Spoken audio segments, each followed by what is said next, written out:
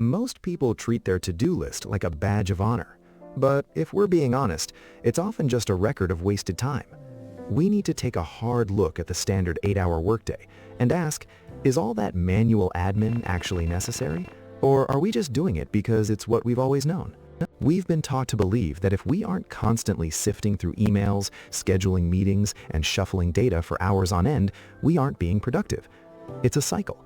We get a small hit of satisfaction every time we clear a notification, but most of that effort isn't moving the needle. It's just movement for the sake of movement. It's busy work masquerading as progress. The central question we're answering today is simple. Can a single AI workflow actually replace the core of a human's daily routine? This isn't about using a chatbot to write a better email. It's about building a system that filters and acts on information so you don't have to. This is where the manual hustle has to justify itself against the efficiency of automation. I managed to offload the vast majority of my daily admin using one specific technical blueprint, and it forced me to realize that most of what I thought was essential was actually just friction. If you value your manual touch as what makes your business special, prepare to see that idea challenged. We're going to look at what's actually worth your time and what's just expensive filler. To understand how to break this cycle, we have to start by quantifying the true impact of these specific tasks that are currently consuming your workday. Let's look at the actual cost of what we call staying on top of things. We often treat manual admin like a necessary evil, but the data suggests it's more like a series of expensive interruptions. Take the 20-minute recovery rule. Every time you pause a deep focus project to quickly update a CRM or log an invoice, it takes your brain nearly 20 minutes to get back into that high-value flow state. If you do that 4 times a day, you haven't just lost a few minutes. You've effectively fragmented your entire afternoon. You're busy, sure, but you aren't actually moving the needle. Beyond the big interruptions, there's the concept of shadow work. These are the tiny, invisible tasks that don't even make it onto a to-do list because they feel too small to count. It's the 3 seconds to rename a file, the 5 seconds to find the right folder, or copy-pasting a name from an email into a spreadsheet. Individually, they're trivial, but cumulatively, they create a massive leak in your day. You end up acting as the manual link between 2 pieces of software that were designed to talk to each other, but haven't been introduced yet. We often defend this by citing the human touch, as if our manual involvement adds a layer of quality. But the reality is that human error in data entry is a constant, especially when we're tired or bored. An API doesn't get distracted by a notification or a wandering thought. By insisting on doing these tasks manually, you aren't being thorough. You're just introducing a high-risk failure point into your own business. If we accept that manual admin is essentially a productivity tax, the next logical step is to see how we stop paying it. To do that, we need to look at the specific systems, the architecture of tools that can actually handle the heavy lifting. To replace manual labor, you don't need a bigger app, you need a better architecture. We're moving away from individual tools toward an integrated ecosystem that handles the 3 things humans are prone to mess up: constant monitoring, objective sorting, and data entry. This starts with the connectivity layer. Using platforms like Make or Zapier, you're essentially setting up digital tripwires across your email, calendar, and Slack. These tools don't think, they just watch. The second a client sent an email or a lead fills out a form, the system catches it. This eliminates the checking phase of your day. You aren't refreshing your inbox every few minutes because the system is already listening for specific signals. The real shift happens at the interpretation layer. Traditional automation was historically brittle. If an email didn't look exactly like a template, the system would crash. By plugging in a large language model, like OpenAI's API, the workflow gains a sense of reasoning. It looks at a messy, unstructured human sentence like, "Hey, can we chat next Tuesday?" and translates it into a structured data packet.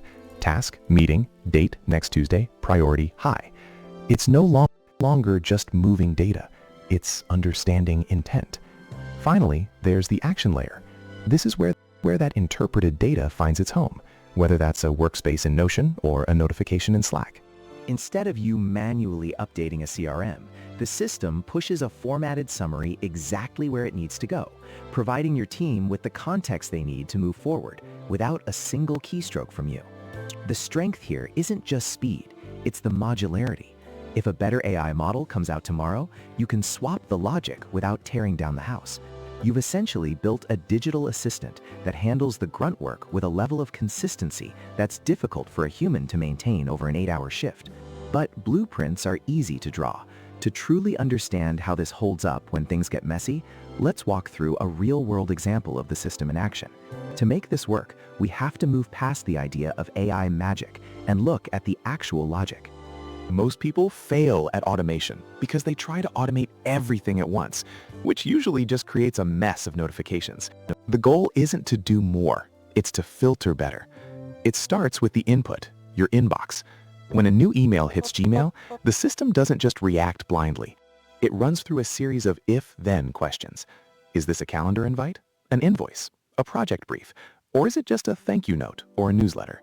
If it's noise, the workflow stops right there.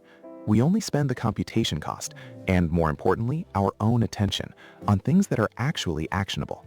When the system identifies a high-value input, the raw text is sent to the interpretation layer. As we discussed, this is where the LLM applies its reasoning to understand intent. In this practical scenario, it goes beyond just recognizing a meeting request. It extracts specific variables like the project name, key deliverables, stakeholders, and deadlines. It transforms a messy 3-paragraph email into a structured dataset that other apps can actually understand. But here is the rule that saves your professional reputation. Never let the AI have the final word. You don't want a hallucinated deadline appearing on your calendar or a weirdly phrased draft being sent to a client without a gatekeeper. Instead, the workflow sends a formatted summary to a private Slack channel or a review folder in Notion. It provides the context and 2 simple options, approve or edit. It takes you 3 seconds to glance at it and tap a button. Once you hit approve, the action layer takes over, updating your project tracker, creating the calendar event, and drafting the follow-up. By mapping the logic this way, you aren't just using AI, you're building a predictable system where you keep the control, while the machine handles the complexity. This structure is the skeleton of the system, but even a perfect workflow can fail if the instructions are vague. The workflow is the body, but the prompt is the mind. With the workflow as the body, it's the prompt that truly acts as the mind, turning the system into your personal admin. And I'm not talking about just asking an LLM to write an email. That's too general. We need something much more precise. The core of this is what's called the system prompt architecture. Think of it as the essential operating instructions you give the LLM. Before it even processes an email, you tell it, you are an expert administrative assistant for AutoBiz Solutions. Your main job is to handle incoming requests, pinpoint key data, and format it for automated actions. Focus on accuracy and stick to strict output formats. If you're ever unsure, explicitly state it. This initial instruction turns a general language model into a focused, task-oriented specialist, laying out exactly how it should operate. Now, even with that specific directive, the system needs clear examples. That's where few-shot prompting becomes crucial. For tasks like pulling project details into a JSON object or summarizing notes in Markdown, you don't just describe the format, you show it. You include 1 or 2 perfect input-output examples right in your prompt. This makes the LLM learn the exact structure, every comma, every bracket, ensuring the output is always ready for your automation tools. Otherwise, you're just hoping it generalizes correctly, which usually leads to errors in automation. So what happens when the system runs into something unclear? We build error handling right into the prompt. Instead of letting the LLM guess and potentially mess things up, we tell it, if any information is missing or you can't confidently decide on the right action, output a specific uncertain flag and list the ambiguous points. This way, the human-in-the-loop safety check isn't just a fallback, it's an intentional step, specifically triggered when the LLM itself isn't confident.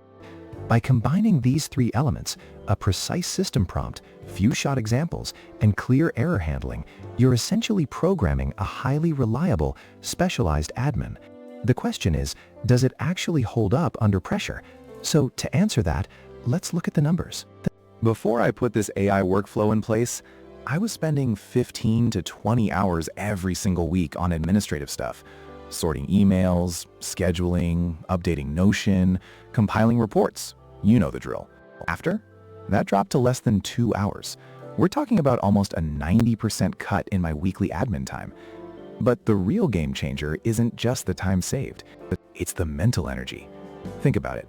Not feeling totally drained by 11 a.m., not having that endless list of small tasks constantly nagging you. That mental space, that relief from the constant churn, isn't just nice to have. It's where you actually get to do your best strategic thinking, be creative, and focus on work that truly makes an impact. It's the shift from just getting by to actually being able to push things forward. Now, I know what some of you might be thinking. This sounds good, but what about the cost? And how long does it take to set up? Let's be straight about it. There is an initial investment of time. This isn't an instant fix. Getting a system like this running properly means putting in some dedicated effort, maybe a few focused days, or even a week, to configure, test, and fine-tune everything. And yes, there are recurring costs for the tools, but usually, those are pretty small compared to what you'd pay a person for those same hours. So, when you weigh that against years of lost hours, constant task switching, and that mental drain, the upfront commitment starts to look pretty reasonable for the long-term gains. So, the conclusion is straightforward. I've shown you the evidence, and my experience is clear. The shift from just getting by to actually being able to push things forward is real, and it's within reach.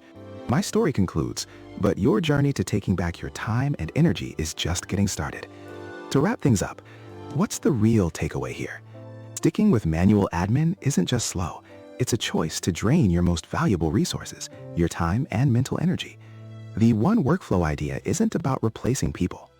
It's about using AI to take care of the predictable, repetitive tasks, so you're free to focus on strategy, creative thinking, and the work that truly makes a difference. This isn't just about saving hours, it's about getting a significant chunk of your life back. If you're ready to make that shift, to build your own version of this more efficient system, I've put together a full guide. It includes all the prompts and setup details we talked about.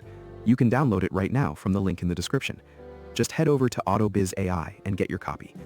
I've shown you how to free up those 15 extra hours a week.